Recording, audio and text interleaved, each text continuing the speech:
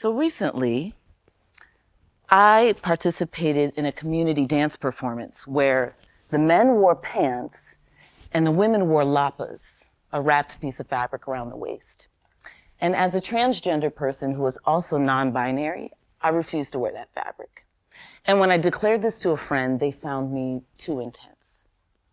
But I wasn't asking for permission, nor was I trying to take over the space. I was doing what needed to be done. Getting ahead of an expectation, challenging gender norms, creating space for myself and others who might follow. Others less likely to speak up. Others who might be less intense. When people label you too intense, it's an attempt to dim or silence something in you that challenges the status quo. It's a reaction to stirring things up that others would prefer to avoid. Embracing this intensity is crucial. It reflects your authentic self and is a powerful tool for creating change and building meaningful community.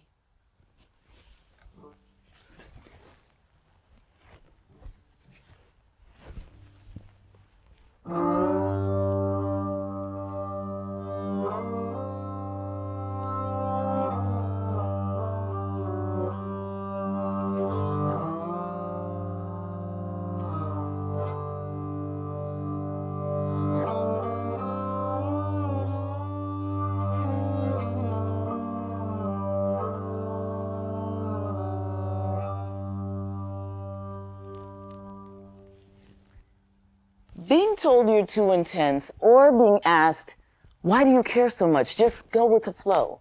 When you're simply being your naturally vibrant self takes a toll.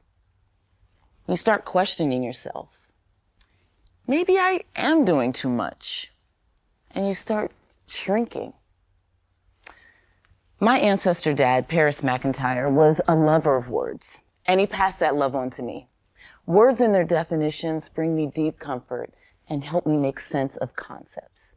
I thought they might help you too, so let's check out some words together, shall we?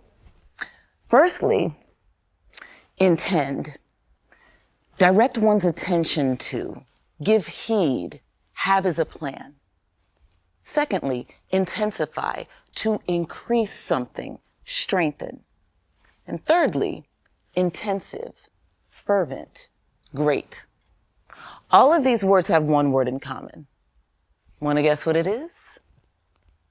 It's intense. According to this online etymology dictionary that I love, I am indeed intense.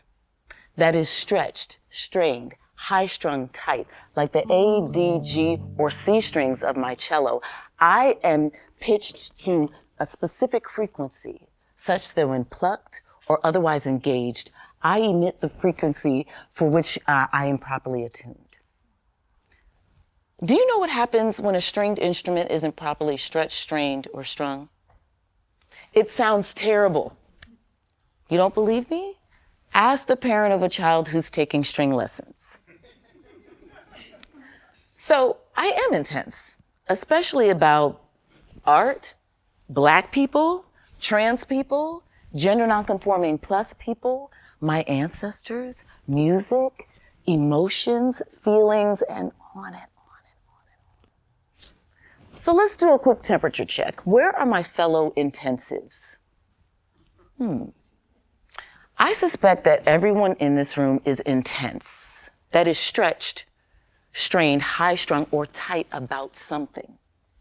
Maybe it's your lawn, cold brew, sports, makeup, human rights, food, something. I bet you are highly attuned to that thing, such that when plucked, agitated, or otherwise engaged about that thing, you will emit the frequency for which your intensity is attuned. Some of you might be shaking your heads and saying, intense? Me? Nah. And to you, I would pose this question. What if you're not attuned? That is, put in tune or adjusted to the harmony of your own sound?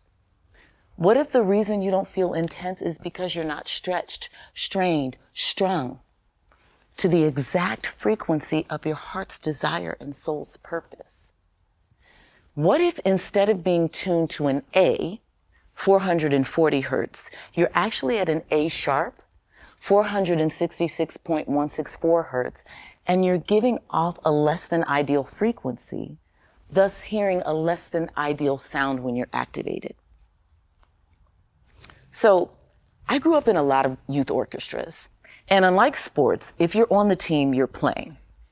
Now, you may not be the first chair who leads your section, but you're going to play. So let's imagine we're in an average size orchestra. It's about 100 people, and you're playing a very dynamic work. It's got everything.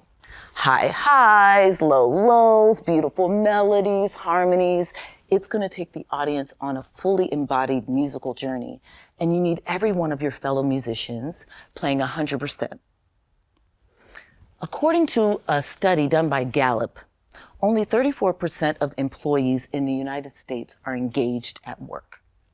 So, in my example, that would mean 34 players are giving 100% to this dynamic work, leaving it all on the stage, while the remaining 66 folks are phoning it in. Our incredibly dynamic work is now a shadow of itself. The highs, not high enough. The lows are falling flat, and our musical journey is over before it's even begun. This is what happens when we deny our intensity, when we're not stretched, strained, high-strung, or tightly attuned to the harmony of our own sound, our own authentic selves. We relegate ourselves to the ho-hum nonchalance of, I could take it or leave it, when we could be saying, these are the conditions by which I will take it, and if they can't be met, I will indeed leave it. That same survey did note those who reported having the opportunity to do what they do best every day were 3 times more likely to report having an excellent quality of life. 3 times more is 102%. That's the whole orchestra and then some, giving 100% to this dynamic work and leaving it all on stage. We can't afford to live in a world where only 34% of us are intense and attuned. We need everyone ready to emit the frequencies for which they are uniquely gifted. So, how do you adjust to the intensity, the harmony of your own intensity? So, how do you adjust to the harmony of your own intensity? Well, you got to get tuned up. Like any instrument, from time to time, you'll need recalibration. You must become aware of situations where you feel a drastic surge or drop in your energy. And then ask yourself, was it something someone said or did? Was it how they said or did it? Was it something they didn't say or do? Was it the environment? Was it who was there or who wasn't there? Become your own intensity detective. Know the who, what, when, where, why, how of your being activated and achieving your ideal sound, because this is the site of your intensity.